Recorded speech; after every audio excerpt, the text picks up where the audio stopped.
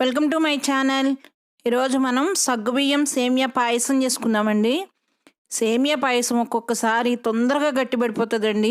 ఆ విధంగా గట్టిపడకుండా ఉండాలంటే ఇప్పుడు చెప్పే కొలతలతో చేసుకోండి. చాలా చక్కగా వస్తుందండి, చాలా టేస్టీగా ఉంటుంది. దీనికి ఏదైనా ఒక కప్పు కానీ గ్లాస్ కానీ తీసుకొని పావు కప్పు సగ్గుబియ్యాన్ని ఒక అరగంట సేపు నానబెట్టండి. అరగంట పైన నానబెట్టినా కూడా పర్వాలేదండి, ఒక గంట అయినా పర్వాలేదు మీకు టైం ఉంటే. ఈ విధంగా కొన్ని వాటర్ పోసేసి ఒక అరగంట నానబెట్టుకోండి. ఇవి నానితే తొందరగా ఉడుకుతాయి, లేదంటే కొంచెం టైం పడుతుందండి.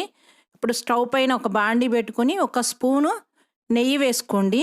ఈ నేతిలో జీడిపప్పు, కిస్మిస్, బాదం సన్నగా కట్ చేసుకోండి. ఇవి మీ ఆప్షనల్, ఎన్ని కావాలి అంటే అన్ని వేసుకోవచ్చు, అది మన ఇష్టము. కొంచెం ఎక్కువ వేసుకుంటే టేస్ట్ బాగుంటుందండి. ఈ నేతిలో చక్కగా గోల్డెన్ కలర్ వచ్చే వరకు వేయించుకొని నెయ్యి లేకుండా చక్కగా ఒక జల్లు గరిటె తీసుకొని వీటిని తీసేసి పక్కకి పెట్టుకోండి. అదే నేతిలో మనం ఏ కప్పుతో అయితే సగ్గుబియ్యం కొలుచుకున్నామో అదే కప్పుతో ఒక కప్పు సేమియాని వేసుకోండి. ఈ సేమియా తొందరగా మాడిపోతుందండి, తిప్పుతూనే ఉండండి. ఇది గోల్డెన్ కలర్ వచ్చే వరకు వేయించుకోండి, చక్కగా తిప్పుతూనే ఉండండి.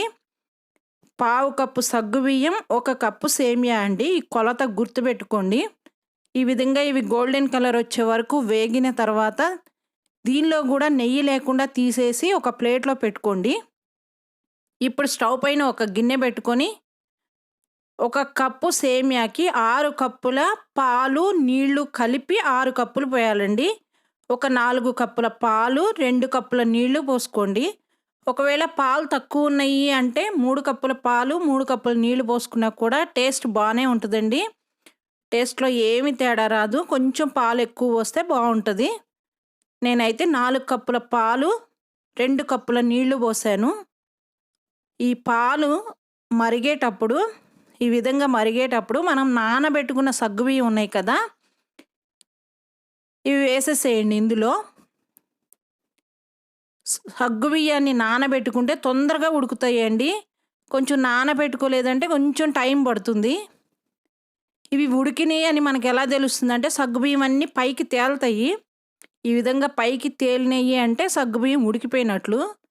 మనం వేసిన 1-2 నిమిషాల్లోనే ఉడికిపోతాయండి, ఎక్కువ టైం పట్టదు సగ్గుబియ్యం ఉడకడానికి.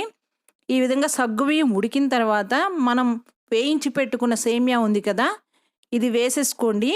నెయ్యి కనుక ఉంటే తీసేసి వేసుకోండి, నెయ్యి లేదు అందులో కొంచెమే ఉంది అంటే వేసేసుకోండి. ఎక్కువ నెయ్యి వేసుకుంటే మళ్ళీ రుచి కొంచెం నెయ్యి ఫ్లేవర్ వస్తుందండి. ఈ విధంగా మరిగేటప్పుడు సేమియా వేసిన తర్వాత 2-3 నిమిషాలు మరిగిన తర్వాత మనం సేమియాని పట్టుకొని చూస్తే మెత్తగా అయ్యింది అంటే ఇది ఉడికిపోయినట్లు. ఈ విధంగా మెత్తగా అయిపోయింది అంటే ఉడికినట్లు.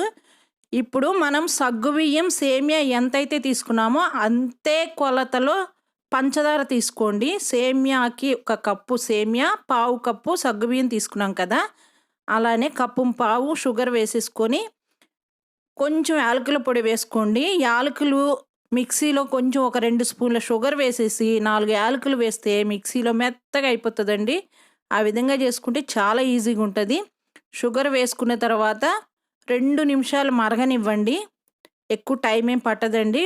మరిగిన తర్వాత షుగర్ అంతా మెల్ట్ అయిపోతుంది కదా, అప్పుడు స్టవ్ ఆఫ్ చేసేసి మనం వేయించి పెట్టుకున్న డ్రై ఫ్రూట్స్ అన్నీ వేసుకోండి.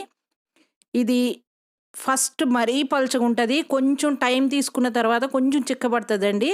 కాబట్టి ఒక పావు గంట, అరగంట తర్వాత కనుక మీరు పిల్లలకి పెట్టిస్తే చాలా టేస్టీగా ఉంటుందండి. ఇదిగో ఈ విధంగా కొంచెం చిక్కబడుతుంది, చాలా బాగుంటుంది.